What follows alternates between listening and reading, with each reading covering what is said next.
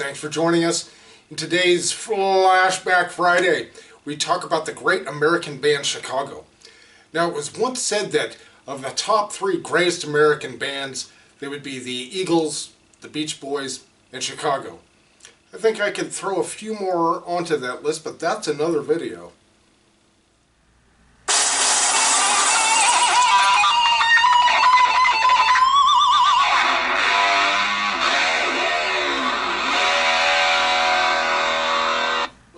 Guys, thanks for joining us again. This is Rock Hard Riffs, the guitar channel for the self-taught.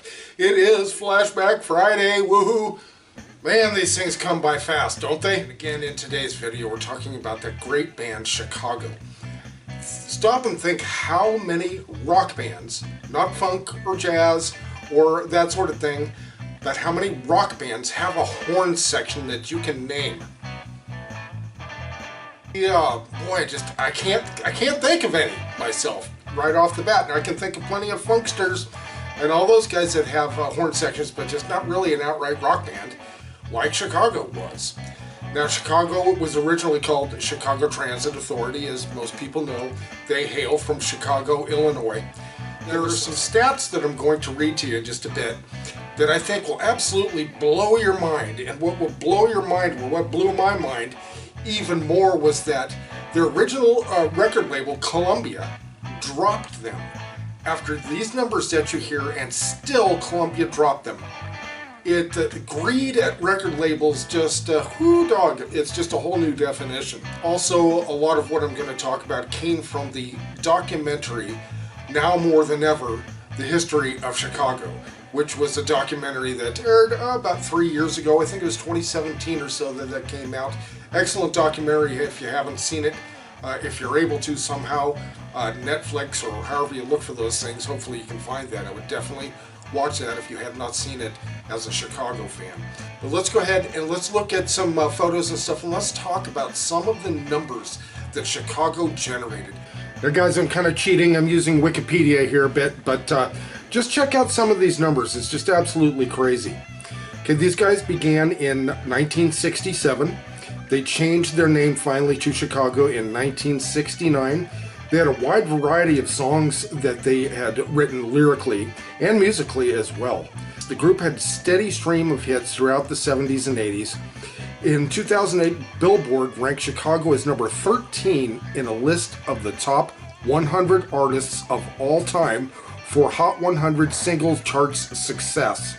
Also, Billboard ranked Chicago 9th on the list of 100 greatest artists of all time in terms of Billboard 200 album chart success.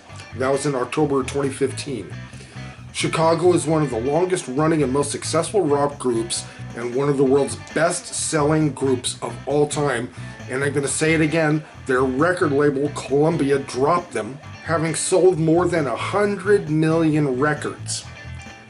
They were also the first rock act to sell out Carnegie Hall for a week, and their record label dropped them. Just beyond my imagination. Now here's more.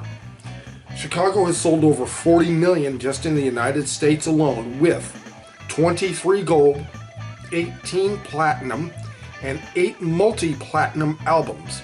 They have had 5 consecutive #1 albums on the Billboard 200, that's the album chart, right? 5 consecutive #1 albums on the Hot 200, and top 20 10 singles on the Billboard Hot 100. In 1974, the group had 7 albums, its entire catalog at the time, on the Billboard 200 album charts simultaneously. Holy cow, there's more. The group had received 10 Grammy nominations, winning one for If You Leave Me Now, what a great song. And they had entered the Grammy Hall of Fame in 2014. They were also inducted into the Rock and Roll Hall of Fame in 2016. What? What is with the disrespect for Chicago, one of the greatest American rock bands of all time, one of the top-selling bands, and they're dropped by their record label, and they were not inducted into the Rock and Roll Hall of Fame until 2016. Leave a comment, won't you please?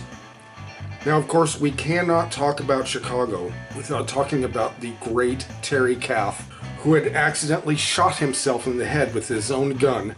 He died on January 23rd, 1978. And he was cleaning his gun, and he thought it was empty, just like the old story goes. It was an automatic, which means it used a clip. He pulled the clip out. The clip was empty, but there was one in the chamber. He was showing somebody that, look, the gun's empty, put it up to his head, pulled the trigger, and Terry Kath was no more. One of the most innovative, awesome guitar players to ever play rock and roll. Jimi Hendrix said to the band Chicago themselves that Terry Kath was better than him. Now, whether that means anything to you or not, I don't know, but it means a heck of a lot to me. And that's just from one guitar player just saying to somebody else, just saying, wow, you're better than I am. How many of us do that to another guitar player? And that was Jimi Hendrix to Terry Kath of Chicago. You can't say enough about Terry Kath. Then later, Peter Cetera had left the band in the 80s and he went on his own. That was in 1985. He was replaced with Jason Scheff. Now, if you ever watch Norm's Rare Guitar videos, great singer, very talented musician. I don't know about you guys, but after all of those numbers and their record label still dropping them, they went to Warner after that in the 80s, but for me it's hard to believe that a band with those kind of numbers would still be dropped from their record label, even if they're just saying having a little lull, they were dropped. Just hard to imagine.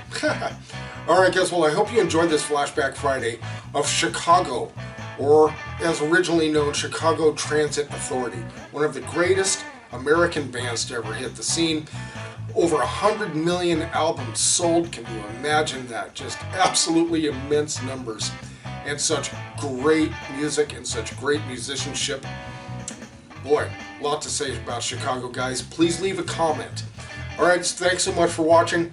Thanks for joining us on this Flashback Friday, and we'll see you next video.